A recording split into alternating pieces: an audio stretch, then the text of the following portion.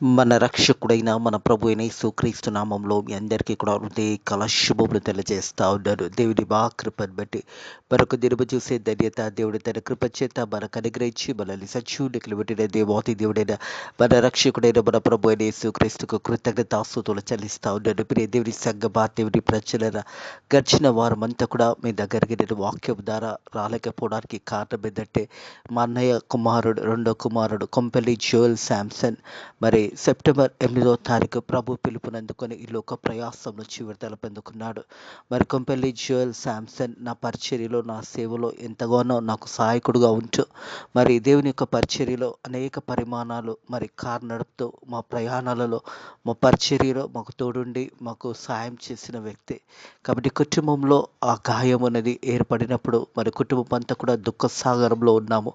దయచేసి కుటుంబం గురించి ప్రార్థన చేయండి. కుటుంబ ఆదరణ దేవుడు దయచేసే విధంగా, కుటుంబంలో దేవుడు అందరికీ కూడా నెమ్మదిని, సమాధానాన్ని, శాంతిని దయచేసే విధంగా మీ వ్యక్తిగత ప్రార్థనలో జ్ఞాపకం చేసుకోండి. కొంపెల్లి జోయల్ శాంసన్ మరి యవన కాలంలో దేవుని యొక్క పిలుపుని పొందుకొని 29 సంవత్సరంలో వయసుగల ఉన్నప్పుడే దేవుని యొక్క పిలుపుని తీసుకొని సెప్టెంబర్ 8వ తారీఖు 2025 సంవత్సరంలో మరి దేవుని యొక్క పిలుపుని పొందుకొని ఈ లోక ప్రయాసం నుంచి విడుదల పొందుకున్నాడు. మరి కుటుంబంలో ఎంతో బాధతో, దుఃఖంతో ఉంటుండగా మా కుటుంబం గురించి ప్రార్థన చేయండి. మరి కుటుంబంకు దేవుడు సమాధానము దయచే విధంగా మీ వ్యక్తిగత ప్రార్థనలు ఎత్తి పట్టుకోవాలని ప్రభు పేరిట తెలియజేస్తా ఉన్నాడు. తిరిగి దేవుని వాక్యము ధ్యానించడానికి దేవుడు నాకు ఇచ్చిన ఈ సమయాన్ని బట్టి కూడా దేవునికి నేను ఎంతగానో కృతజ్ఞతాస్తుతులు చెల్లిస్తా ఉన్నాను. గడిచిన వారమంతా కూడా మరి దేవుని యొక్క వాక్యము ప్రకటించకపోలేనందుకు ఎంతగానో దుఃఖంతో బాధలు ఉంటుండగా మరి తిరిగి దేవుడు బలపరిచి తిరిగి దేవుని యొక్క వాక్యం అందించడానికి దేవుడు ఇచ్చిన ఈ మంచి సమయాన్ని బట్టి దేవునికి ఎంతగానో కృతజ్ఞతాస్తుతులు చెల్లిస్తూ ఉన్నాను. మరి కొంపెల్లి జోయల్ శాంసన్ మరి దేవుని యొక్క సేవలో, దేవుని యొక్క పరిచర్యలో, మా ఒక ఫేత్ మినిస్ట్రీస్ పరిచర్యలో బహు గొప్పగా వాడబడి ఉన్నాడని అతని గురించి నేను సాక్ష్యం ఇస్తూ ఉన్నాను. అనేక ప్రయాణాలలో మాకు తోడుండి మా పరిచర్యలో మరి దేవుని యొక్క సేవలో ఎంత గొప్పగానో మాకు సహాయం చేసిన వ్యక్తి. మరి సమయంలో దేవుని యొక్క పిలుపుని అందుకొని మరి యొక్క లోక ప్రయాసం నుంచి దేవుని సన్నిధిలకు చేరి ఉన్నాడని విశ్వాసం కలిగి ఒకరోజు చూసే నిరీక్షణ మాకున్నదని నమ్ముచున్నాను. ప్రియ దేవుని సంగమా, దేవుని ప్రజల హృదయ కాలము దేవుని యొక్క వాక్యము ధ్యానించుకుందాము. మోషే రాసిన కీర్తన 90వ కీర్తన మరి మొదటి వచనం నుంచి 8వ వచనం వరకున్న వాక్య భాగాన్ని హృదయ కాలము ధ్యానించబోతా ఉన్నాము. A prayer of Moses the man of the God. దేవుని యొక్క సేవకుడైన మోషే రాసిన 90వ కీర్తన మరి మొదటి వచనం నుంచి 8వ వచనం వరకున్న వాక్య భాగాన్ని హృదయ కాలము ధ్యానించబోతా ఉన్నాము. మొదటి వచనం చూసినట్టయితే, ప్రభువా, తరతరముల నుండి మాకు నివాస స్థలము నీవే. ప్రియ దేవుని సంగమా, దేవుని ప్రజల తరతరముల నుంచి దేవాది దేవుడైన మన ప్రభు యేసుక్రీస్తే నివాస స్థలమై ఉన్నాడనే సత్యాన్ని జ్ఞాపకం చేస్తూ ఉన్నాడు. ఈ హృదయ కాలము ఈ యొక్క మోషే చేసిన ప్రార్థనను మనం ధ్యానించుచుండగా తరతరములకు దేవాది దేవుడైన మన దేవుడే నిజమైన దేవుడని యొక్క వాక్యము తెలియజేస్తూ ఉన్నది. తరతరముల నుండి మాకు నివాస స్థలం నీవే ప్రభువా. దేవా, తరతరముల నుంచి నీవే మాకు నివాస స్థలము. ఈ హృదయ కలవి బాటలిట్టిన ప్రియ సహోదరుడ, ప్రియ సహోదరి, దేవుడే మనందరికీ కూడా నివాస స్థలమై ఉన్నాడనే సత్యాన్ని జ్ఞాపకం చేసుకోవాలి. పర్వతంలో పుట్టక మునుపు, భూమి లోకంలో నీవు పుట్టక మునుపు యుగ యుగములకు నీవే దేవుడు. హల్లెలూయా. యుగ యుగములకు దేవాతి దేవుడైన దేవుడు మనకు తోడై ఉన్నాడనే సత్యాన్ని జ్ఞాపకం చేసుకోవాలి. భూమి కానీ పర్వతంలో పుట్టక మునిపే దేవాది దేవుడు ఉన్నాడనే సత్యాన్ని జ్ఞాపకం చేయబడుతుంది. ప్రియ దేవుని సగ్గబా, దేవుని ప్రజల దేవాది దేవుడు సమస్తము నిర్మించి ఉన్నాడనే సత్యాన్ని జ్ఞాపకం చేసుకోవాలి.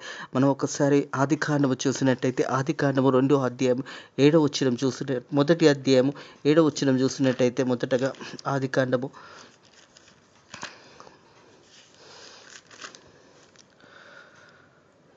దేవుడు తన స్వరూపమందు నరుని సృజించెను. దేవుని స్వరూపమందు వారిని సృజించి స్త్రీగాను పురుషుగాను వారిని సృజించెను. హల్లెలూయా. దేవుడు మానవుని సృజించి ఉన్నాడు. దేవుడు సృష్టిని సమస్తము నిర్మించిన దేవాది దేవుడు. ఈ లోకాన్ని నిర్మించిన దేవాది దేవుడు. లోకము నిర్మించకముందే, పర్వతంలో పుట్టకముందే దేవుడు ఉన్నాడనే సత్యాన్ని జ్ఞాపకం చేస్తూ దేవాది దేవుడు నరులను నిర్మించి ఉన్నాడనే సత్యాన్ని జ్ఞాపకం చేసుకోవాలి. ఆది కాండము 2వ అధ్యాయం 7వ వచనం చూసినట్టయితే, దేవుడైన యెహోవా నేల మట్టితోని నరుని నిర్మించి వాని నాసిక రంధ్రంలో జీవా ఉదగా నరుడు జీవాత్మ ఆయను. ప్రియ దేవుని సంగమా, దేవుని ప్రజలరా, దేవుడు నరుని ఏ రీతిగా సూచించాడో మనం ఆదికాండం 2:7 మట్టితో మానవుని నిర్మించి ఉన్నాడు. దేవాది దేవుని ఒక మన దేవాది దేవుడు ఆ సమయంలో మానవుని నిర్మించి వానికి జీవ ఆత్మను అనుగ్రహించి ఉన్నాడనే సత్యాన్ని జ్ఞాపకం చేయబడుతుంది. దేవుడైన యెహోవా నేల మట్టితోని నరుని నిర్మించి వానికి నాసిక రంధ్రంలో జీవాయు ఊదగా నరుడు జీవాత్మ ఆయను. ప్రియ దేవుని సంగమా, దేవుని ప్రజలరా, దేవుడు సృష్టినంతటిని కూడా నిర్మించి ఉన్నాడనే సత్యాన్ని జ్ఞాపకం చేసుకోవాలి. అందుకే మోషే యొక్క ప్రార్థనలో ఏం జ్ఞాపకం చేస్తున్నాడంటే, భూమి పుట్టక మునిపే, పర్వతంలో పుట్టక మునిపే దేవుడు ఉన్నాడు అనే సత్యాన్ని జ్ఞాపకం చేస్తూ ఉన్నాడు. దేవాది దేవుడు ఆదికాండము 1:27 నరుని స్త్రీని నిర్మించిన దేవాది దేవుడు స్త్రీ పురుషునిగా నిర్మించి ఉన్నాడనే సత్యాన్ని అక్కడ జ్ఞాపకం చేస్తాడు. 2:7 నరుని నిర్మించిన విధానాన్ని జ్ఞాపకం చేస్తూ ఉన్నాడు. తిరిగి మనము 91 కీర్తనకు వచ్చినట్టయితే 3వ వచనం చూసినట్టయితే నువ్వు మనుషులను మట్టిగా మార్చి ఉన్నావు, నరులారా తిరిగి రండి నిన్ను సెలవిచ్చుచున్నావు. ప్రియ దేవుని సంగమా, దేవుని ప్రజల, దేవాది దేవుడు సెలవిస్తున్న మాట ఏంటంటే, నరులారా తిరిగి నా యొద్దకు రండి. ఈ లోకంలో నివసిస్తున్న ప్రతి మానవుడు కూడా ఒకానొక సందర్భంలో ఈ లోక ప్రయాసం నుంచి ఎక్కడో అక్కడ మనం విడుదల పొందుకోవాల్సిందే. ఏ మానవుడు కూడా శాశ్వతంగా జీవించలేడు అనే సత్యాన్ని జ్ఞాపకం చేయబడుతుంది. ఎందుకంటే నరులారా తిరిగి నా యొద్దకు రండి అని దేవుడు వాక్యము ద్వారా మనతో మాట్లాడుతున్నాడని సత్యాన్ని జ్ఞాపకం చేసుకోవాలని ప్రభు పేరట తెలియజేస్తా ఉన్నాడు. ఆదికాండము 3:19 వచనం చూసినట్టయితే, నువ్వు నేలకు తిరిగి చేరు వరకు నీ ముఖము చెమట కారును, ఆహారము తిందువు, ఏలైనగా నేల నుండి నువ్వు తీయబడితివి, నీవు మన్ను గనుక తిరిగి నువ్వు మన్నవు పోదవని చెప్పాను. ప్రియ దేవుని సంగమా, దేవుని ప్రజల, ఆదికాండము 3:19 వచనంలో దేవుడు తెలియజేస్తున్న మాట ఏంటంటే, నువ్వు మన్ను కదా, నువ్వు మన్నయి తిరిగి రావాల్సిందే. ప్రతి ఒక్కరం కూడా రావాల్సిందే. ఏ ఒక్కరు కూడా శాశ్వతమైనగా ఈ లోకంలో జీవించలేము. మనం యాత్రికులము అనే సత్యాన్ని జ్ఞాపకం చేసుకోవాలి. కొన్ని సంవత్సరములు, కొన్ని దినములు ఇక్కడ ఉండడానికి మనం వచ్చాము. తిరిగి మనం వెళ్ళవలసి వస్తున్నప్పుడు ఎలా మనం వెళుతున్నాము అన్నది మనల్ని మనం పరిశోధించుకోవాలి. ఎందుకంటే మన రక్షణ అనుభవం కలిగి మనం యేసు ప్రభువే సొంత రక్షకుడని ఒప్పుకొని, యేసు ప్రభు రక్తంలో మన పాపాలు కడగబడినప్పుడు, యేసు ప్రభువే నిజమైన దేవుడు అని నోటితో ఒప్పుకొని దేవుని మార్గంలో నడిచినప్పుడు నీకు పరలోకంలో తిరిగి దేవాది దేవుడు నీకు ఒక స్థలాన్ని సిద్ధపరిచున్నాడు అనే సత్యాన్ని జ్ఞాపకం చేసుకోవాలి. కాబట్టి ఈ లోక ప్రయాసంలో మనం అందరం కూడా యాత్రికులము అనే సత్యాన్ని జ్ఞాపకం చేసుకోవాలి. అందుకే అంటున్నాడు దేవాది దేవుడు, నీవు నేలకు తిరిగి చేరు వరకు నీ ముఖమును చెమటను కారును, ఆహారం తిందు, ఏలైనగా నేల నుండి నువ్వు తీయబడితివి, నీవు మన్ను గనక తిరిగి మన్నవు పోదవని చెప్పాను. తిరిగి మనం అందరం కూడా ఈ భూమిలోంచే ఈ మన్నులోకి మనం చేరవలసిందే. ఎవరం కూడా ఈ లోకంలో శాశ్వత కాలం ఉండము. అది ఎప్పుడు వస్తుందో, ఏ సమయం వస్తుందో, ఏ గడియ వస్తుందో మనకు తెలియదు. కాబట్టి మనము సిద్ధపాటు కలిగి జీవించాలనే సత్యాన్ని వాక్యం జ్ఞాపకం చేస్తూ ఉన్నది. అందుకే దేవాది దేవుడు తెలియజేసిన మాట ఏంటంటే, నువ్వు మనుషులను మట్టితో నిర్మించున్నావు. మోషే ప్రార్థన చేస్తున్న మాట జ్ఞాపకం చేయబడతా ఉంది. నువ్వు మనుషులను మట్టిగా నువ్వు నిర్మించున్నావు, నరులారా తిరిగి రండి నువ్వు సెలవిచ్చుచున్నావు. ప్రియ దేవుని సంగమా, దేవుని ప్రజల, ప్రతి ఒక్కరం కూడా ఒక సమయము, ఒక గడియలో ఈ లోకాన్ని వదిలేసేవలసిందే. ఏమి వదిలి వెళ్తున్నాము అన్నది మనల్ని మనం పరిశోధించుకోవాలి. మన సాక్ష్యము ద్వారా అనేకులను రక్షణ మార్గంలో నడిపించే విధంగా మనము జీవిస్తున్నామా లేదా ఒక్కసారి మనల్ని మనం పరిశోధించుకోవాలి.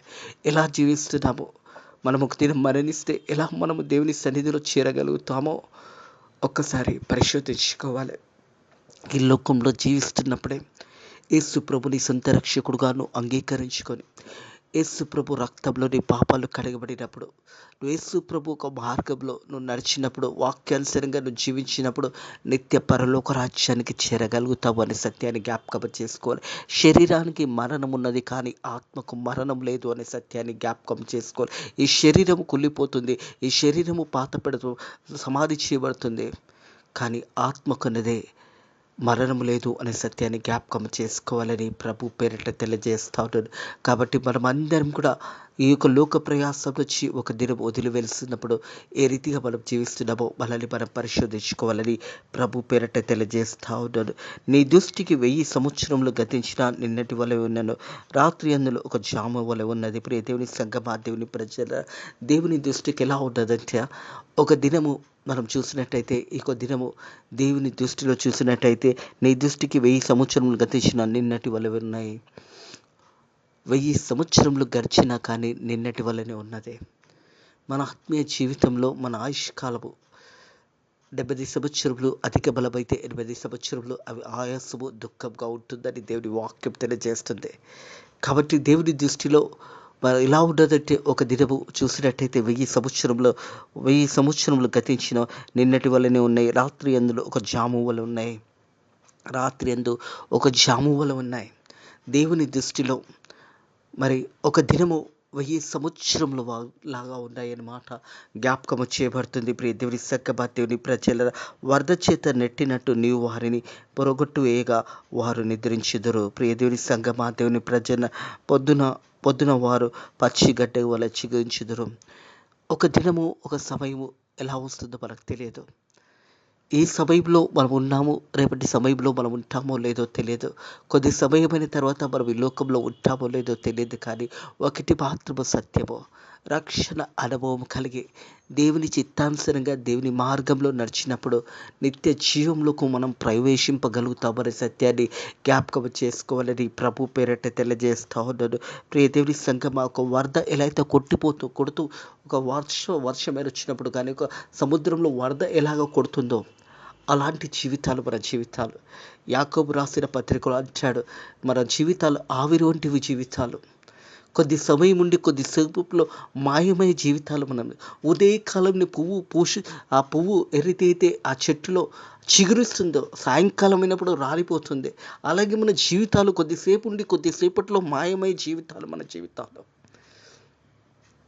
అలాంటి జీవితాన్ని దేవుని చిత్తంలో జీవిస్తే నిత్య జీవానికి వెళ్తామనే సత్యాన్ని జ్ఞాపకం చేసుకోవాలని ప్రభు పేరట తెలియజేస్తావు. నేను ప్రియ దేవుని సంగమా, దేవుని ప్రజల, వరద నెట్టినట్టు నీవు వారిని పొరగొట్టు వేయగా వారు నిద్రించుదురు. పొద్దున వారు పచ్చిగడ్డ వలె చిగురించుదురు. పొద్దున అది మొలిచి చిగురించిన, సాయంకాలం అది కోయబడి వాడబడును. ప్రియ దేవుని సంగమా, దేవుని ప్రజల, కొద్దిసేపు ఉండి కొద్దిసేపు మాయమయ్యే జీవితాలు మనదే. హృదయకాలం ఆ చెట్టుని చూసినప్పుడు ఆ పువ్వు చాలా అందంగా కనిపిస్తుంది. ఆ పువ్వుని చూసి హృదయకాలంలో చాలా బాగున్నదని మనం అంటాము. సాయంకాలం చూసినప్పుడు అది కోయబడుతుంది, అది వాడబడుతుంది. మన జీవితాలు కూడా అలాంటిదే. ఉదయకాలంలో మనం లేస్తాము, సాయంకాలం వరకు మనం ఉంటామో లేదో మనకు తెలియదు. దేవుని ఉచితమైన కృపచేత దేవుడు ప్రతి హృదయకాలం మనల్ని జ్ఞాపకం చేసుకుంటున్నాడు. కాబట్టి మనం సజీవ లెక్కలో వచ్చినాము. మనం మంచి ఆరోగ్యమని కాదు, మంచి బలమని కాదు, లేదా మంచి ఎక్సర్సైజ్ చేస్తూ ఉన్నామని కాదు, కానీ దేవుని ఉచితమైన కృపచేతనే ఎంతోమంది యవన బిడ్డలు యవన కాలంలోనే ఈ లోక ప్రయాసం నుంచి వారు విడుదల పొందుకుంటూ ఉన్నారు. దేవుని యొక్క పిలుపును తీసుకుని వెళ్ళిపోతూ ఉన్నారు. ప్రియ దేవుని సంగమా, దేవుని ప్రజలరా, మన పిలుపు ఎప్పుడు వస్తుందో మనకు తెలియదు. కానీ ఆ పిలుపుకు నువ్వు లోబడి, ఆ పిలుపు రాకముందుకే నువ్వు సిద్ధపాటు కలిగి దేవుని యొక్క చిత్తంలో, దేవుని ఆజ్ఞల ప్రకారము నువ్వు నడుచుకున్నట్టయితే పరలోక రాజ్యంలో నీకు ఒక స్థలం ఉంటుందనే సత్యాన్ని జ్ఞాపకం చేసుకోవాలి. యోహాను సువార్త 14వ అధ్యాయంలో తెలియజేస్తున్న మాట, కలవరపడకండి, నేను మీ కొరకు స్థలము సిద్ధపరచడానికి వెళుతున్నాను. నేను స్థలం సిద్ధపరిచి నేను ఎక్కడైతే ఉంటానో మరలా వచ్చి మీ అందరినీ కూడా అక్కడికి తీసుకెళ్తానని యేసయ్య వాగ్దానం చేస్తున్నాడు. కాబట్టి మనము ఈ లోకంలో కొద్ది సమయమునే ఉంటాము.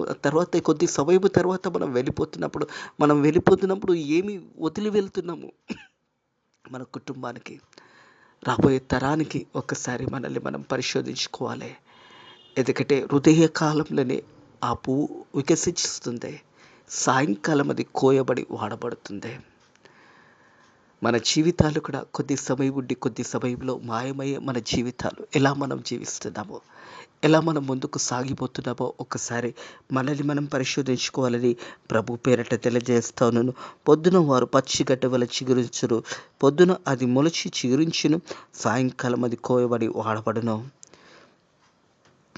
నీ కోపం వల్ల మేము క్షీణించున్నాము, నీ ఉగ్రతను బట్టి దిగులు పడుచున్నాము. మా దోషములు నీ ఎదుట ఉంచుకొని ఉన్నావు. నీ ముఖక్రాంతిలో మా రహస్య పాపంలో కనబడుచున్నాయి. దేవుని సంగమా, దేవుని ప్రజలరా, దేవుని యొక్క ముఖక్రాంతిలో మన పాపాలన్నీ కూడా కనబడుతున్నాయి. ప్రతి పాపము మన మనుషుల దృష్టిలో, మన రక్త సంబంధుల దృష్టిలో, కుటుంబ సభ్యులలో మనం దాచి ఉన్న ప్రతి పాపము అనేది దేవుని ముఖక్రాంతిలో కనబడుతున్నాయి అనే సత్యాన్ని జ్ఞాపకం చేసుకోవాలని ప్రభు పేరిట తెలియజేస్తావు. నిలిపిన దేవుని సంగమా, దేవుని ప్రజల, మా దోషములన్నీ నీ ఎదుట ఉంచుకొని ఉన్నావు. ప్రతి ఒక్క దోషము, మన పాపములన్నీ కూడా దేవుని ఎదుట కనబడుతున్నాయి. ఆయన ముఖక్రాంతిలో మన రాష్ట్రీయ పాపంలో కనబడుచున్నాయి. దేవుని యొక్క ముఖక్రాంతిలో ప్రతి ఒక్క పాపం అనేది దేవుని యొక్క దృష్టిలో కనబడుతుంది. అందుకే వాక్యం అంటుంది రోమా 3:23, ఏ భేదం లేదు, అందరూ పాపం చేసి దేవుడు అనుగ్రహించిన మహిమను పొందలేకపోతున్నాము. దేవుడిచ్చిన ఉచితమైన కృప ఏంటంటే ఆయన రక్తంలో ప్రతి పాపం అన్నది కడగబడుతుంది అనే సత్యాన్ని జ్ఞాపకం చేయబడుతుంది. దేవుని ఉచితమైన కృప చేత దేవుడు మనకిచ్చిన మంచి అవకాశం ఏంటంటే మనం బ్రతికి ఉండగానే, సజీవ లెక్కలు ఉండగానే మన పాపాలు మనం ఒప్పుకున్నట్టయితే ఆయన నమ్మదగిన వాడు, నీతిమంతుడు, సమస్త దుర్నీతి నుంచి మనల్ని విడిపించే దేవాతి దేవుడు అనే సత్యాన్ని జ్ఞాపకం చేయబడుతుంది. యోహాను రాసిన పత్రిక చూసినట్టయితే, యోహాను రాసిన మొదటి పత్రిక చూసినట్టయితే, మొదటి అధ్యాయము 9వ వచనం చూసినట్టయితే,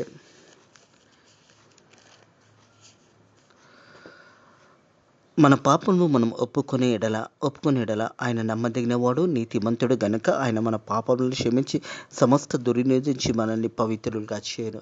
మన పాపములు మనం ఒప్పుకోవాలి. ఎందుకంటే ఆయన ముఖక్రాంతిలో మన పాపంలో కనిపిస్తున్నాయి. మన రహస్య పాపాలన్నీ కూడా దేవుడు చూస్తూ ఉన్నాడు. దేవుడికి అవకాశం ఇస్తూ ఉన్నాడు. దినదినము నూతన దినాన్ని దేవుడు అనుగ్రహిస్తున్నాడు. ప్రతి దినము దేవుడిని అనుగ్రహిస్తున్నాడంటే దేవుడు నీ నుంచి కోరుకునేదే, నువ్వు దేవుని వైపు రావాలనేది కోరుకుంటున్నాడు. ఆయన తండ్రి కుడి పార్శ్వంలో కూర్చొని తన రెండు చేతులు చాపే, నా కుమారుడా, నా కుమార్తె, నా దగ్గరికి రమ్మని పిలుస్తూ ఉన్నాడు. కాబట్టి మనం దేవుని దగ్గరికి వస్తున్నప్పుడు మనల్ని మనం పరిశోధించుకొని మన పాపములన్నీ ఒప్పుకున్నట్టయితే ఆయన నమ్మదగిన వాడు, నీతిమంతుడు, సమస్త పాపముల నుంచి, దుర్నీతి నుంచి మనల్ని విడిపించి మనల్ని పవిత్రులుగా చేస్తాడనే సత్యాన్ని జ్ఞాపకం చేసుకోవాలని ప్రభు పేరట తెలియజేస్తూ ఉన్నాడు. మన పాపములు మనం ఒప్పుకునేటలా ఆయన నమ్మదగిన వాడు, నీతిమంతుడు గనుక ఆయన మన పాపములను క్షమించి సమస్త దుర్నీతి నుంచి మనల్ని పవిత్రులుగా చేయను. ప్రియ దేవుని సంగమా, దేవుని ప్రజల, మన పాపంలో మనం ఒప్పుకున్నట్టయితే ప్రతి పాపంను క్షమించడానికి హృదయకాలపు దేవుడు సిద్ధంగా ఉన్నాడు. ఎందుకంటే వాక్యం తెలియజేస్తుంది, మన పాపంలో, మన దోషంలో మన ధర ఉంచుకున్నామంట. ఆ పాపంలన్నీ కూడా దేవుని యొక్క ముఖక్రాంతిలో కనబడుతున్నాయి. మన రాష్ట్రీయ పాపంలన్నీ కూడా దేవుడు చూస్తున్నాడు అనే సత్యాన్ని జ్ఞాపకం చేసుకోవాలని ప్రభు పేరిట తెలియజేస్తాం. మా దోషంను నీ ఎదుట ఉంచుకొని ఉన్నావు, నీ ముఖక్రాంతిలో మా రాష్ట్రీయ పాపంలో కనబడుచున్నాయి. దేవుని ముఖక్రాంతిలో మన రాష్ట్రీయ పాపములన్నీ కూడా కనబడుతున్నాయి. ఇది అనుకూల సమయము, ఇది రక్షణ సమయము, ఇది మంచి సమయము. మన పాపంలో మనం ఒప్పుకున్నట్టయితే దేవుడు మన పాపాలను క్షమించడానికి దేవుడు సిద్ధంగా ఉన్నాడు. నువ్వు ఒప్పుకుంటే చాలు. నీ నోటితో, ప్రభువా నేను పాపిని, ప్రభువా నన్ను క్షమించు, ఇక మీదట నీ బిడ్డగా జీవిస్తాను, నీ కుమారునిగా జీవిస్తాను, నీ కుమార్తెగా జీవిస్తానని నువ్వు దేవుని సన్నిధికి వచ్చి నీ పాపాలను ఒప్పుకున్నట్టయితే దేవుడు సమస్త పాపముల నుంచి వీళ్ళని విడిపించడానికి దేవుడు సిద్ధంగా ఉంటాడు. సమయం అనేది నీది కాదన్నా, సమయం అన్నది పోతే మరలా తిరిగి రాదన్నా. ఎందుకంటే మరణం అనేది ఎప్పుడు వస్తుందో మనకు తెలియదు. ఎంతసేపు ఉంటామో, ఎంతసేపట్లో ఈ లోక ప్రయాసం నుంచి వెళ్ళిపోతామో తెలియదు. కానీ ఇది మంచి సమయం, ఇది అనుకూల సమయం, ఇది రక్షణ సమయం అనే సత్యాన్ని జ్ఞాపకం చేసుకోవాలని ప్రభు పేరట తెలియజేస్తూ ఉన్నాను. ఎవరు కూడా సమయాన్ని పోనీయకండి. ఇది అనుకూల సమయము, ఇది మంచి సమయము, ఇది రక్షణ సమయము. ఎందుకంటే మా దేవుని యొక్క ముఖక్రాంతిలో మన రాష్ట్రీయ పాపములన్నీ కూడా కనబడుతున్నాయి. దేవుడు లోకం ఎంతో ప్రేమించి ఆయన ప్రియ కుమారుడైన ప్రభు అయిన యేసుక్రీస్తుని లోకానికి పంపించాడు. ఏ ఒక్కరూ నశించడము దేవుని చిత్తము కాదు. ప్రతి ఒక్కరూ రక్షణ పొందుకోవడమే దేవుని చిత్తమై ఉన్నదనే సత్యాన్ని జ్ఞాపకం చేసుకోవాలని ప్రభు పేరిట తెలియజేస్తా ఉన్నాడు. ప్రియ దేవుని సంగమా, దేవుని ప్రజలరా, మా కుటుంబం గురించి ప్రార్థన చేయండి. మరి కొంపెల్లి జ్యువెల్ శాంసన్ ప్రభునందు నిద్రించి మరి పరలోకంలో దేవుని దగ్గర ఉన్నాడని మేమందరం కూడా విశ్వసిస్తున్నాము. ఒకరోజు మేమందరం కూడా అతన్ని కలుసుకుంటామనే నిరీక్షణ మాకున్నదే. కుటుంబం గురించి ప్రార్థన చేయండి. కుటుంబము మరి గాయం నుంచి త్వరగా కోల్పోవడానికి తన భార్య, తల్లిదండ్రులు, అన్న మరియు వదిన వారందరూ కూడా వారితో పాటు మేమందరం కూడా ఈ గాయం నుంచి త్వరగా కోలుకొని తిరిగి దేవుని సేవలో, దేవుని పరిచర్యలో బహు గొప్పగా దేవుని పరిచర్య చేసే విధంగా మా గురించి ప్రార్థన చేయండి. ఫెయిత్ మినిస్ట్రీస్ మందిరం గురించి ప్రార్థన చేయండి. ఫెయిత్ మినిస్ట్రీస్ మందిరంని దేవుడు దీవించి ఆశీర్వదించి దేవుని పరిచర్యలో బహు గొప్పగా ఆయన ఒక రాజ్య విస్తారంలో దేవుడు మనల్ని పనిముట్టులుగా వాడుకునే విధంగా మీ వ్యక్తిగత ప్రార్థనలు జ్ఞాపకం చేసుకోవాలని ప్రభు పేరిట తెలియజేస్తా ఉన్నాను. ఇటు మాటలను దేవుడు హృదయకాలం మీ హృదయాలలో ఇటు మాటలను దేవుడు దీవించి ఆశీర్వదించి వీళ్ళని బలపరిచి ధైర్యపరిచి ముందుకు నడిపించును గాక. మీ సమస్యల నుంచి దేవుడు మీరు నడిపించును గాక. మీ కష్టకాలాల యొక్క సమాప్తం కానుగాక. దేవుడు తిరిగి మీ అందరికీ కూడా మంచి ఆరోగ్యము దేవుడు అనుగ్రహించి దేవుని యొక్క కృపలో మీ అందరిని కూడా వర్ధిల్ల చేసి దీవించి ఆశీర్వదించి బలపరచును గాక. ప్రార్థన చేసుకుందాము. Thank you Lord, thank you Jesus, thank you Holy Spirit. పరిశుద్ధుడ దేవానికి వందనములు, స్తోత్రములు తండ్రి.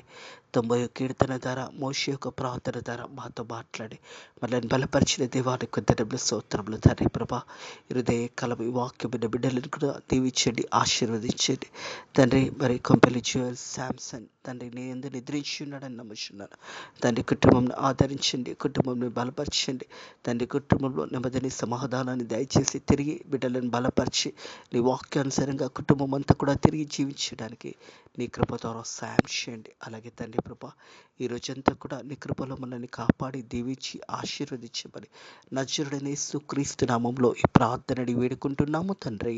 ఆమేన్.